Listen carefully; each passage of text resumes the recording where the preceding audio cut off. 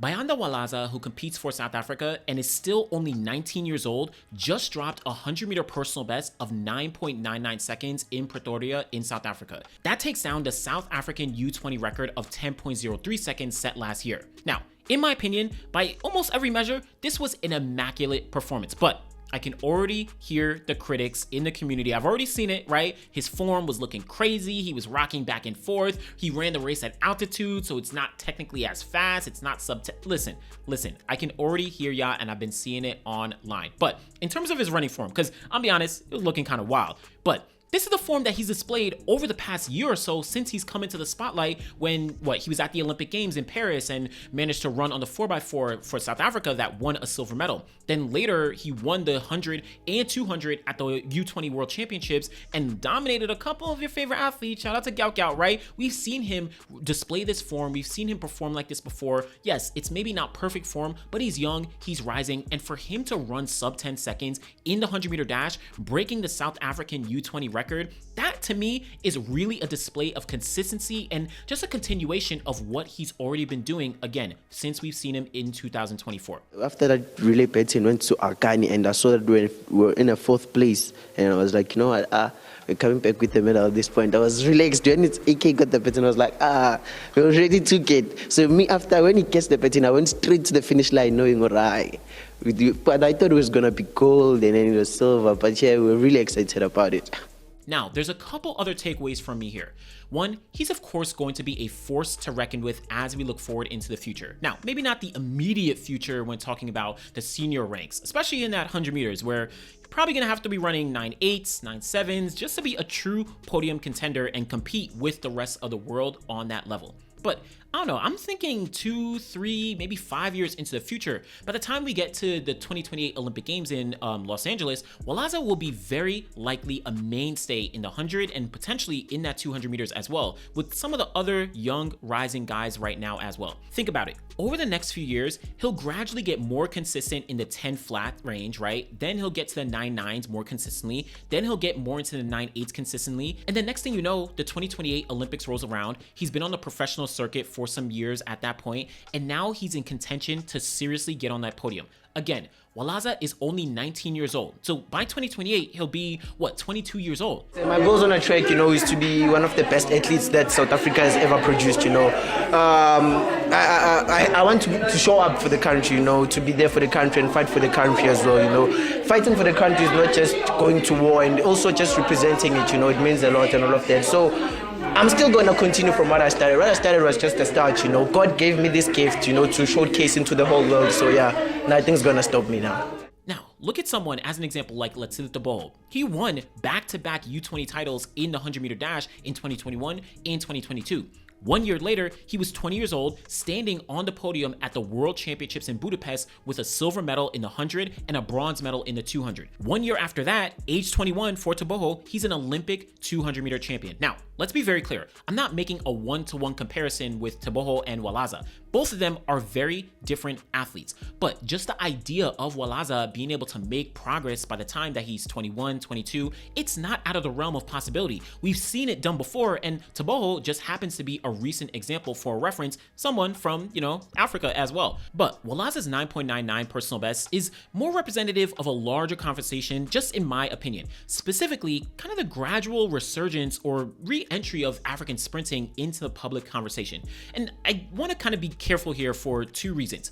First, African sprinting never actually fell off, so a resurgence can kind of be taken in different ways. But then, on the flip side, Walaza isn't really the true leader. I would say it's clearly Letsile Teboho. He's a leader of this next generation, considering what he's already done, of course, in the past 2 years at Worlds and Olympics, but even further than that when we're talking, 2021 when he first got his World Junior title. It really shows that the continent has a lot of potential, looking at the likes of Ferdinand and Akani. For me, I really wanted them to have this medal before me, but by the grace of God, I got it first. And so that I can come up knowing that, I have 2 African brothers who got this medal and they really motivate me going forward. But Let's kind of break this down. First, Africa has seen tons of consistency in the sprints for kind of decades, right? Dating back to the 1980s with Gabriel Tiok, who won the Olympic silver in the 400 in 1984, representing Cote d'Ivoire. And he was joined by Sunday Ute as well as Innocent Ebunike in the final, both of them representing Nigeria.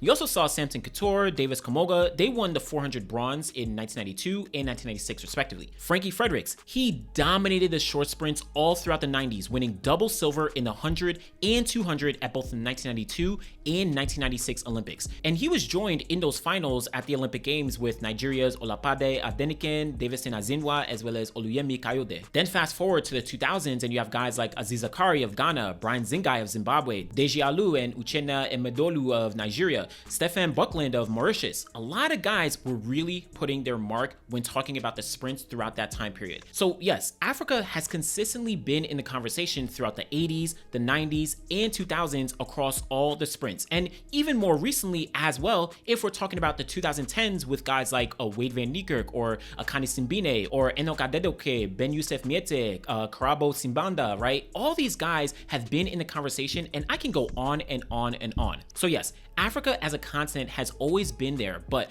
I do feel personally there's almost a dam ready to break open with young African talent truly on the cusp of kind of flooding the zone with their talent and their abilities, right? There's so many young guys who are putting their foot down and literally saying, nah, we're not here to only compete, but we're here to push everyone off the podium if you get caught slipping at any point at either the Olympics or the World Championships.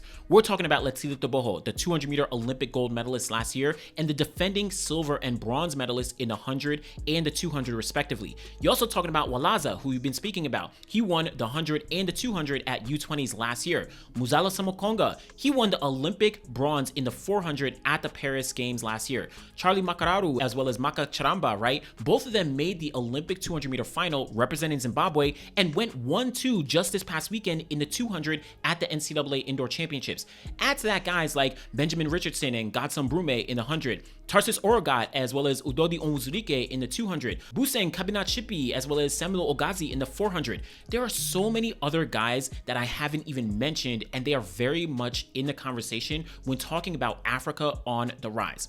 It's like the world doesn't recognize Africa as a sprinting continent, and we are really that talented and that good, and for me to represent them in the final is really amazing. It's really great, and just people just don't view us as that great, but just to be able to do that and prove everybody wrong, great. Listen, this to me is truly a point where if multiple athletes across the continent end up getting on the podium in the sprints over the next 4+ years, it truly should not be a surprise in the least bit. But let me know what you think about not only Walaza and his sub-10 performance, but also Africa as a whole and how they really seem to be, ready to break out in the sprints. Again, they have a very strong history, but we're looking at a lot of young talent who is ready to really get on that podium. Let me know what you think. Be sure to like the video if you haven't already. Subscribe to the channel. Always appreciate y'all. Thanks for watching.